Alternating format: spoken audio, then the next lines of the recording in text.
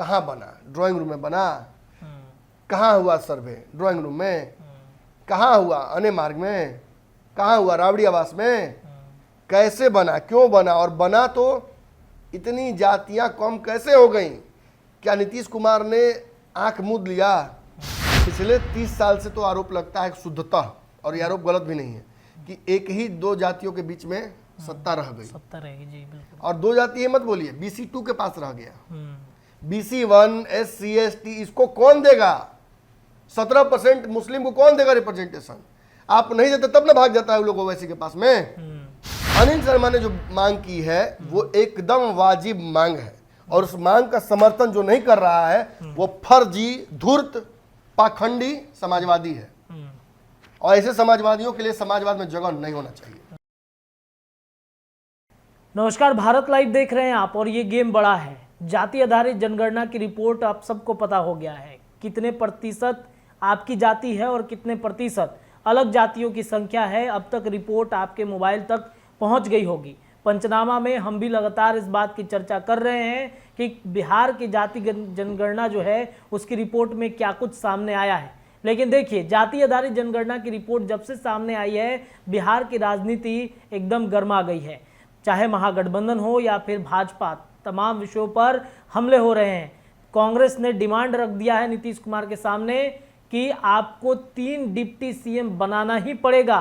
कांग्रेस के पूर्व अध्यक्ष हैं, उन्होंने नीतीश कुमार से डिमांड रख दी है। वरिष्ठ नेता है कांग्रेस से, तो जाहिर सी बात है कि इशारा कहीं और से जरूर मिल रहा होगा। देखिए, गेम बड़ा में इसी विषय पर आज हम चर्चा करेंगे। हमारे साथ हमारे संपादक हैं नमन मिश्रा सर, इनके पास चलते हैं। कांग्रेस ने आखिरकार क्यों डिमांड किया है 3 डिप्टी CM बनाने की? जो कांग्रेस के पूर्व अध्यक्ष है सर, उन्होंने डिमांड रखा नीतीश कुमार के पास कि 3 डिप्टी CM चाहिए। अल्पसंख्यक समुदाय से, पिछड़ा, अति पिछड़ा से आपको रखना ही पड़ेगा।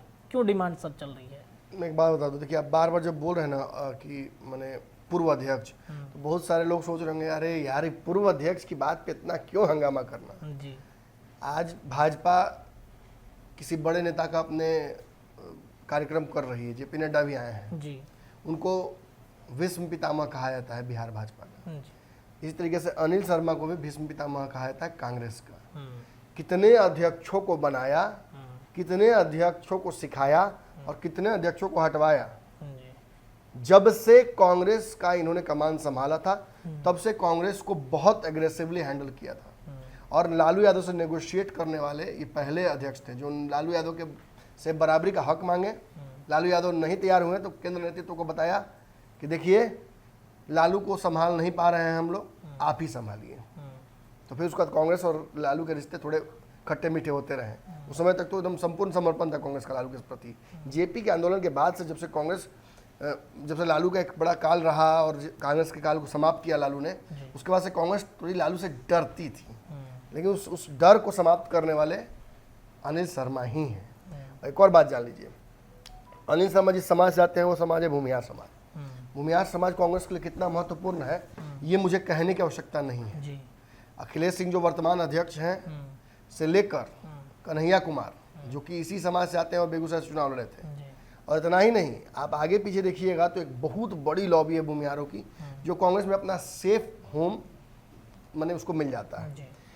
अब आपको याद होगा आनंद सिंह भी अपनी पत्नी के को लड़ाए थे, वो एक बार इसी से लोकसभा चुनाव मोकामा से मुंगेर, लगता है मुंगेर से आनंद सिंह के खिलाफ, तो माफ कीजिए आनंद सिंह मैं कह रहा हूँ ललन सिंह के खिलाफ, और ललन सिंह के खिलाफ बड़ी चुनौती उन्होंने दे दी थी। अगर उस वक्त मोदी का हाथ नहीं होता ललन सिंह पर तो क्या होता रिजल्ट तो आपको पता ही है।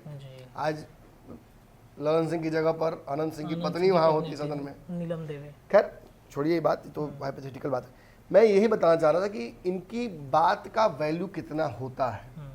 जातीय गणना में जिस तरीके से कुछ जातियों की संख्या बहुत कम दिखाई गई है, ये आंकड़े तो निश्चित तौर पर कोई छेड़छाड़ नहीं कर सकता है, लेकिन कल जो नीरज कुमार वाला प्रकरण हुआ जिसमें वो सफाई भी उन्होंने दे दी है, उस प्रकरण के बाद निश्चित तौर पर शक बढ़ गया है। कहाँ बना? ड्राइंग रूम में बना। कहाँ हुआ सर्वे? ड्राइंग रूम में। कहाँ हुआ? अने मार्ग में। कहाँ हुआ? रावड़ी आवास में। कैसे बना? क्यों बना? और बना तो इतनी जातियां कम कैसे हो गई? क्या नीतीश कुमार ने आंख मूंद लिया? कि चलिए इस तो समय बताएगा आपको।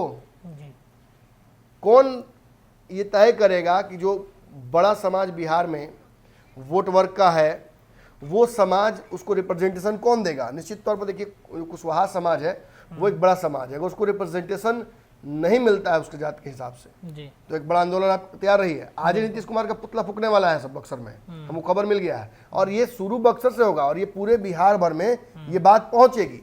और ये क्या साबित करता है? ये साबित करता है कि जातीय गणना पर बिल्ली गले में घंटी बांधने भर की देरी है। जिस दिन ये घंटी बन जाएगी, उस दिन से नीतीश कुमार और तेजस्वी यादव की उल्टी गिनती शुरू हो जाएगी। आप क्या, हमने कल समझाने की कोशिश की कि देखिए, निश्चित तौर पर नीतीश को इसका फायदा है जातीय गणना का, जी लेकिन क्या ये फायदा उठा पाएंगे? आपको कोई चीज बहुत फायदा करेगी शारीरिक रूप से, आपके स्वास्थ्य के लिए। पचा पाइएगा तब ना। बिल्कुल बिल्कुल। 5 किलो घी पी जाएगा, कैसे पचाइएगा? ये 5 किलो घी जैसा है जातीय गणना में जो आंकड़े आए हैं। जी आप यादव जाति के वोट से और मुसलमानों की जाति के वोट से दोनों को मिलाकर आप बिहार में सरकार नहीं बना सकते हैं। केवल इतना काफ़ी नहीं है, आपको बैकवर्ड को देना होगा वोट स्थान, और तब वो वोट देगा आपको। और एक और बात जान लीजिए, पिछले 30 साल से तो आरोप लगता है शुद्धता, और ये आरोप गलत भी नहीं है, कि एक ही दो जातियों के बीच में सत्ता रह गई। सत्ता रहेगी जी बिल्कुल। और दो जाति ये मत बोलिए, BC2 के पास रह गया। BC1 SC ST इसको कौन देगा? 17% मुस्लिम को कौन देगा रिप्रेजेंटेशन? आप नहीं देते तब ना भाग जाता है लोग ओवैसी के पास में। आप नहीं देते तब ना चिराग पासवान, आप नहीं देते तब ना जीतन राम मांझी, आप नहीं देते तब ना मुकेश सहनी, तब ना चंद्रवंशी, तब ना मृति माली। मैं बार बार कहता हूं, आपने हकमारी की है, इस वजह से ये जातियां नाराज हैं। और आज कलेजा फाड़ के दिखाने से नहीं होगा, सीना बड़ा करके उनको हक देने से होगा। सवर्णों ने, ब्राह्मणों ने, भूमियारों ने, सब ने कलेजा फाड़ने की कोशिश की। अरे हम सामंतवादी नहीं है, देख लीजिए ना, कहानी कुछ और कह रही है आपका इतिहास है, कहानी कुछ और कह रही है आपका इतिहास। आपके सीना फाड़ देने से नहीं होगा, राम और जानकी प्रकट नहीं होंगे, हनुमान बनने से नहीं होगा। आपको हृदय बड़ा करके, जैसा मैंने कल कहा कि सवर्णों में से काट के दे दीजिए, कोई दिक्कत नहीं है। अरे 10 को गाली ना नमन मिश्रा को पड़ेगा, अरे ये आइडिया तुम कह दिया, कोई दिक्कत नहीं है। जितना गाली पड़ा है उन लोगों को, उस आधार पर 10 गाली हमको पड़ जाए तो कोई दिक्कत नहीं है। लेकिन सामाजिक न्याय होना चाहिए। जिन पिछड़ों के पास नहीं पहुंचा आरक्षण, उनके पास पहुंचना चाहिए। अरे 2000 जातियां 5000 में से हैं जिनको रिप्रेजेंटेशन नहीं मिला है इस रिजर्वेशन में, कितनी बड़ी बात है। जल्द से जल्द रोहिणी आयोग का जो रिपोर्ट है वो लागू होना चाहिए इस देश में, ताकि जो पिछड़ी जातियां हैं उनको उनका हक मिले। और ये बात अगर कह दिया अनिल शर्मा ने तो ये बहुत अच्छी बात है, ये स्वागत योग्य बात है। नीतीश कुमार जी, आप सत्ता में कब तक बैठे रहिएगा? कुशवाहा को मौका क्यों नहीं देते? आपका भाई है, मौका दीजिए। और जब कुशवाहा ने मांग दिया तो अपने उनको कितना बेइज्जत किया, बाहर निकाल दिया, बाहर निकलवा दिया। आपके अलावा दूसरा कुर्मी को भी नहीं मिलना चाहिए। नीतीश जी और RCP दूसरा कुर्मी है, लोग एक ही कुर्मी नहीं है दोनों। अच्छा, उसमें भी दो है ना। अच्छा, तो वो अलग है, ये अलग है। तो दूसरा जब RCP को देने की बात आई तो वहां भी आपका हृदय बड़ा नहीं हो पाया, फटने लगा। फिर वही बात मैं कहूंगा, जब मुस्लिम बिहार में मुख्यमंत्री देने की बात रामविलास पासवान ने किया, नहीं है इस प्रदेश में, क्या मुस्लिमों के हितैषी उनसे बड़ा कोई हुआ क्या? मांग दिया चाबी हाथ में लेके कि दे दो मुस्लिम को, हम तुमको चाबी दे देते हैं सत्ता का। दोनों में से किसी का हृदय बड़ा नहीं हुआ, ना लालू दे पाए ना नीतीश दे पाए। तो मैं तो बार बार इसलिए चुनौती दे रहा हूं, भाजपा निकम्मी है बिहार में जो उठा नहीं पाती है इस मुद्दे को। मैं खुल के कह रहा हूं जी। कौन भाजपा का नेता बोला कल? कोई नहीं बोला। लगा ये साठगांठ किए हुए हैं, जदयू के साथ कोई साठगांठ इंटरनल चल रहा है। 100% कल मुझे शक हुआ इस बात का। और तो बात समय बताएगा ना, समय बताएगा। मेरी बात जो मैंने कल महसूस की, आपने महसूस की, ये तो कल आने वाले समय में सब पता चलेगा। हम अब कितनी लड़ाई लड़ने, हम आप सामाजिक न्याय की लड़ाई, हम नेता हैं, हम तो पत्रकार हैं। एक निश्चित सीमा से थोड़ा बाउंड्री लांघ जाते हैं, कोई माने चापता नहीं है इसलिए वापस फिर चले आते हैं। किसी दिन चपा जाएंगे तो भी खत्म, बाउंड्री लांघे, कोई मार दिया पटाख से, बस कहानी खत्म, उधर रह गए। ढेर लोग लांघता है, चपा जाता है। लेकिन चलिए, हमारे साथ महादेव की कृपा है। चलिए, बाकी खैर अपनी बात से हटेंगे नहीं। अनिल शर्मा ने जो मांग की है वो एकदम वाजिब मांग है, और उस मांग का समर्थन जो नहीं कर रहा है वो फर्जी, धूर्त, पाखंडी समाजवादी है। और ऐसे समाजवादियों के लिए समाजवाद में जगह नहीं होना चाहिए, जो केवल अपने परिवार के बारे में सोचे, अपने बारे में सोचे, अपनी कुर्सी के बारे में सोचे। ऐसे लोगों को बिल्कुल जगह नहीं मिलनी चाहिए समाज में। देखिए, ये अनिल शर्मा की जो मांग है उस आधार पर मैं बताऊंगा आपको जी। अनिल शर्मा ने कहा कि तीन उप मुख्यमंत्री तुरंत बनाए जाए। हालांकि इसमें उनको और बेहतर सुधार करना चाहिए था। उनको ये भी कहना चाहिए था कि मुख्यमंत्री पहले बदलिए, क्योंकि सबसे ज्यादा जनसंख्या इस प्रदेश में 17% मुसलमानों की है जी। तो बिहार में तो सबसे पहले मुस्लिम मुख्यमंत्री होना चाहिए। ये एकदम इस बात को इग्नोर करना सबसे बड़ा पैर पर कुल्हाड़ी मारने जैसा है। और मुस्लिम समाज को आज उनका अधिकार और हक समझ में आ गया और बोलने वाला भी खड़ा हो गया। और लोग बोलेंगे, हमारे से लोग भी बोलेंगे, मुसलमानों को दीजिए हक, क्यों नहीं दीजिएगा? मुसलमान इस प्रदेश का मुख्यमंत्री बनना चाहिए, तभी मुसलमानों का कल्याण होगा। आप जाकर देखिए किशनगंज और अररिया और बाकी जगहों पर मुसलमानों की स्थिति, दुख होता है। अरे बांग्लादेश और आसपास के पाकिस्तान से भी बुरी स्थिति वहां है, रोजी रोटी नहीं है। बिल्कुल। सीधा दुबई जाते हैं नौकरी करने के लिए और वहां फिटर और प्लम्बर का नौकरी करता है। आपका भाई है ना, हमारा भाई है ना। गंगा जमुना कहिएगा, मानिएगा नहीं गंगा जमुना। जब मैंने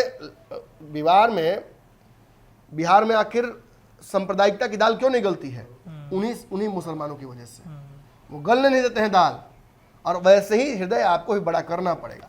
आप देखिए कि बीच में मुसलमानों को भटकाने में ओवैसी सफल हो गए थे कि नहीं? बिल्कुल। क्यों सफल हुए थे? क्यों सफल हुए थे? इसी वजह से, क्योंकि आप हक नहीं दे रहे हैं। हक नहीं दे, हकमारी हो रही है उनकी। तो बहकेगा ना। किसी युवा को रोजगार नहीं मिलेगा तो उल्टा काम करेगा ना जी। अगर आप खुद समाजवादी होकर उनको जगह नहीं दीजिएगा तो क्या करेंगे? वो वैसे के साथ जाएंगे। ब्राह्मण बुमैया को जगह नहीं दिया तो थर्ड फ्रंट बनेगा, यही ना होगा। नीतीश कुमार तो लेकिन बीच बीच में साबित तो करते रहते हैं कि हम हितैषी हैं, सबसे बड़े मुसलमान। तुष्टिकरण करके, हज भेज के, हज भेजने से होगा? जो काम भाजपा करती है मंदिर ऐतिक बना के, वही काम नीतीश कुमार करते हैं हज भेज के। अरे उनको दीजिए ना। आप देखे थे ना पटना में कैसे उर्दू शिक्षकों को पीटा था। अब हम बोल ही देते हैं। उर्दू शिक्षक लोग पूरा क्रीच व्हाइट पहन के आया था, लोग पटना में नौली में गिर गया, लोग ढकला ढकली में। कितना जना में मौलाना साहब नौली में से निकले लास्ट में। राहुल बिहाकू पूरा निकले, बात नौकरी नहीं करेंगे, इससे बढ़िया चले घर जाके वहीं पर बकरी चराएंगे। या नहीं पढ़ा लिखा बकरी चराएगा, बाकी नौकरी नहीं करेगा नीतीश का। यही ना हुआ था? वीडियो लगा दे, सब देखा है जनता ने। सबके सामने उर्दू शिक्षकों का एक बड़ा जत्था है, नाराज है सरकार से। सरकार पूछने तक नहीं जाती है कि क्या पूछे, जाइए बार उनका आंदोलन। अरे वोटवा हम ही कौन दीजिएगा जी, भाजपा को दे दीजिएगा? डर नहीं है भाजपा से? भाजपा भूत है, उसका डर बनाए रखिए। भूत सामने नहीं आता, लेकिन डर तो रहेगा ना जी।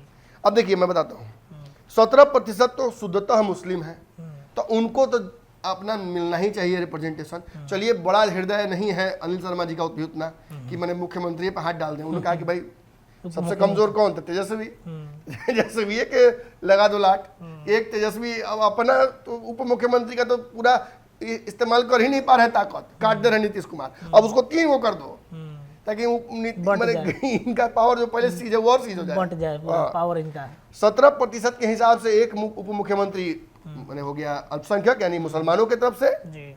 दूसरा जो उन्होंने अति पिछड़ा कहा है, यानी ईबीसी 36% है। ये हिंदू में सबसे बड़ी जनसंख्या है।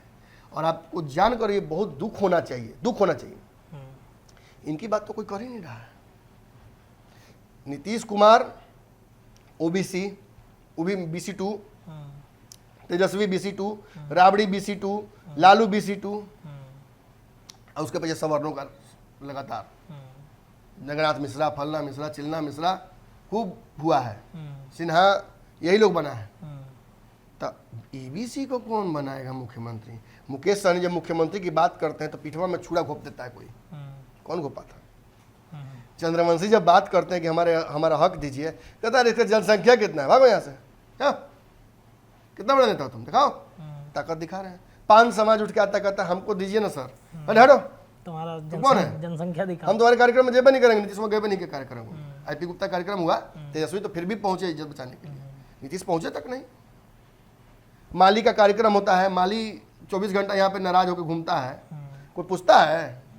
भाजपा थोड़ा बहुत माने भाव दे देती है तो बेचारा भाजपा के पीछे पीछे घूमता रहता है। क्या साबित करता है कि राजनीति में भी अछूत है ये चंद्रवंशी, ये माली, ये मलाह, राजनीति में भी इनका हाथ छूता नहीं है कोई, न लालू न नीतीश। मुलाकात तक नहीं करता है कोई समय लेने के बावजूद, और इनकी मजबूरी है कि भाजपा के पीछे पीछे घूमेंगे। और कल हम जब कह रहे थे पंचनामा में कि ये लोग भाजपा को वोट देंगे मजबूरी में, तो लोगों को लग रहा था कि अरे ऐसे कैसे हो जाएगा, ऐसा ही होगा। और 19-20 में ऐसा ही हुआ था, भरम में मत रहिए। 19 में क्लीन स्वीप हुआ था, 0 पर आप लोग चले गए थे, किशनगंज जिताया था, इधर बचाया था आपका। और यही बात साबित करता है कि हक मारना बंद कीजिए। हम कौन मांग रहा है कि मनसुख सवन का बिहार में मुख्यमंत्री दीजिए? सवन तो बटे हुए हैं, कल ही तो लड़ाई हो रही थी, मनोज झा आनंद हमें चीर देंगे तो फाड़ देंगे तो कबाड़ देंगे, उखाड़ देंगे, ये ना हो रहा था जी। उछाल देंगे तो जमीन पिला देंगे तो पताल में फेंक देंगे, ये ना हो रहा था। अब ब्राह्मण और राजपूत तो अपने में कट मर जाएगा, छोड़ दीजिए।